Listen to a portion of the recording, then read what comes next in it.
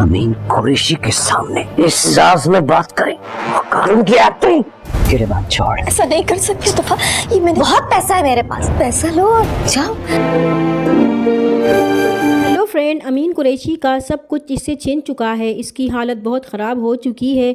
इसके सारे accounts fridge होने के साथ साथ इसकी फैक्ट्रियां भी सील हो चुकी थी। अब इसके पास फूटी कौड़ी भी नहीं बची थी। इसे हर वक्त ये खौफ सताने लगा है कि कहीं इसकी ये ज़मानत ज़ब्त ना हो जाए। अब इसे अपने काले करतूत सताने लगे थे। इसका ज़हनी तवाज़ुन भी अब आहिस्ता आहिस्ता ख़राब होता जा रहा है, जिसे देखकर मुरीद बहुत सुकून महसूस करता है और इसे मज़ीद खौफज़दा करने के लिए ऐसी बातें करता है जिससे अमीन कुरैशी के हवास इसका साथ छोड़ने लगते थे और वो इसकी इस हालत से लुत्फ़अंदोज़ होता है कि वो भी तो ऐसे ही तिल तिल मरता रहा है और यही चाहता है कि अमीन कुरैशी भी इसी तरह तड़प तड़प कर मरे जैसे इसकी माँ मरी थी। वो अमीन कुरैशी पर मुकम्मल तौर पर हावी हो चुका है क्योंकि अमीन कुरैशी मुरीद के ही बनाए हुए जाल में फंस चुका था, जिससे निकलना अमीन कुरैशी के बस की बात नहीं थी। मुरीद ने इसकी बाकी बची हुई दौलत भी बहुत चालाकी से अपने नाम करवा ली थी।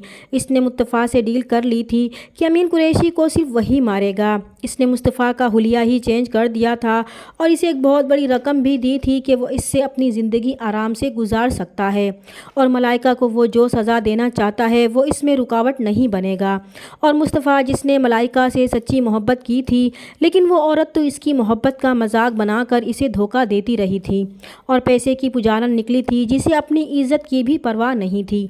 इसकी नज़र में सिर्फ पैसा ही वो सब कुछ था जिससे वो सब कुछ हासिल कर सकती थी। इसकी नज़र में मोहब्बत की कोई कीमत नहीं थी। इसलिए मुस्तफ़ा ने फ़ैसला कर लिया था कि वो मलाइका से इस धोखे का बदला ज़रूर लेकर रहेगा। इधर मलाइका बहुत खुश थी कि मुस्तफ़ा तो जेल में ही सड़ता रहेगा और वो इस दौलत से खूब ऐशो आराम की ज़िंदगी गुजारेगी। वो इन्हीं ख्वाबों में गुम होगी जब मुस्तफ़ा अचानक इसके सामने पहुंच जाएगा, जिसे देखकर मलाइका बहुत घबरा जाएगी और इसे ऑफ़र देगी कि इसके पास बहुत पैसा है, चाहे तो वो इसे इन पैसों में से आधा हिस्सा दे सकती है ताकि वो भी सुकून से रहे और इसे भी सुकून से जीने दे। मगर वो नहीं जानती कि दौलत का लालच ही इसकी जान का दुश्मन बनने वाला है।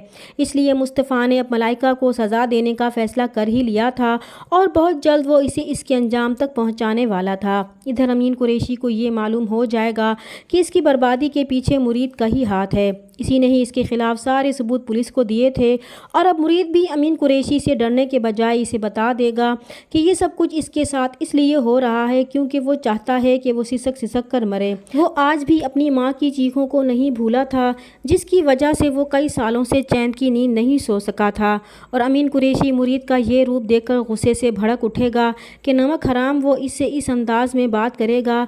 क्या वो अपनी औकात भूल गया है कि वो एक नौकर है और नौकर की जगह मालिक के जूतों में होती है।